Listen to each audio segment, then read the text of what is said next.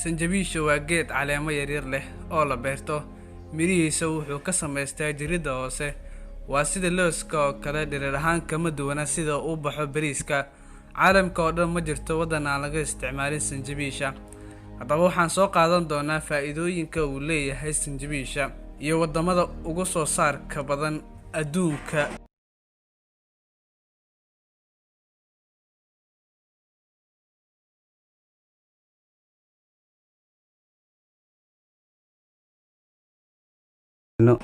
haddaan ku horumarno waddamada ugu soo saarista badan adduunka, warbixin ay soo diyaarisay Hay'adda Cuntada Adduunka Qaramada Midoobay u qaabilsan cuntada iyo beeraha FAO Food Agriculture Organization 2008 ayay sheegtay in waddanka ugu horeeya uu yahay waddanka Hindiya, kan labaadna uu yahay China, kan saddexaadna uu yahay Indonesia, Nepal, Thailand, Nigeria, Bangladesh, Japan, Philippines iyo Cameroon.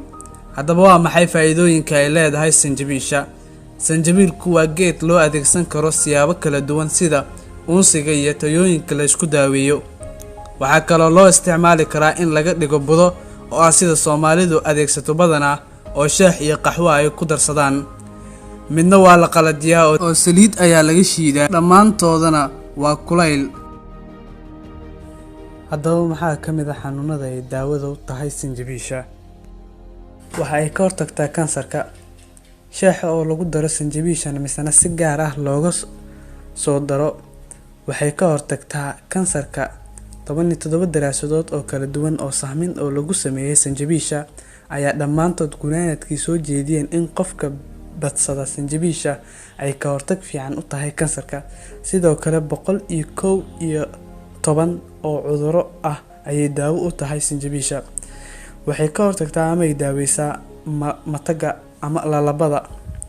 Cabid la cabo hal koob oo shaaha sanjabiisha leh ka hor inta aadan galin socdaal waxay ka caawisaa inaadan dareemin yalaaluga ama lalabo iyo matag la xiriira dhaqdhaqaaqa. Daraasado ay sameeyeen saynisyahanno Danish ah ayay ku ogaadeen 80 ruux oo lagu tijaabiyay 1 garam oo budada sanjabiisha muddo 4 saacadood ah.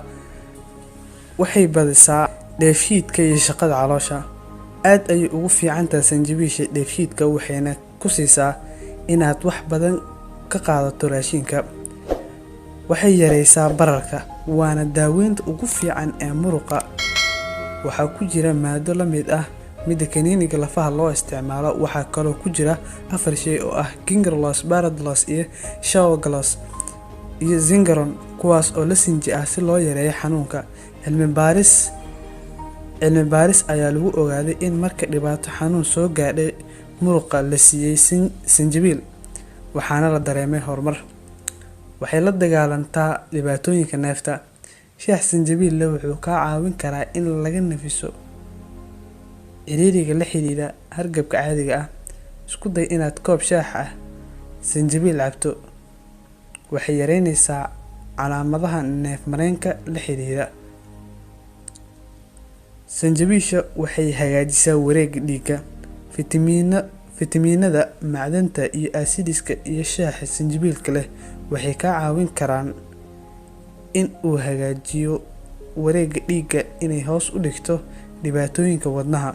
Sanjabiisha waxaa la yiraahdaa waxay ka qayb qaadataa yareynta baruur-dhigaalka ee xididada yaryar si looga hortago wadne garaaca caadada. Tani waa mid u gaar ah dumarka waxayna ka helayaan deganaan xilliga caadada. Dumarka waxay dareemayaan daal, dhabar xanuun iyo mindhicirka oo xanuuna, caajis, casiraad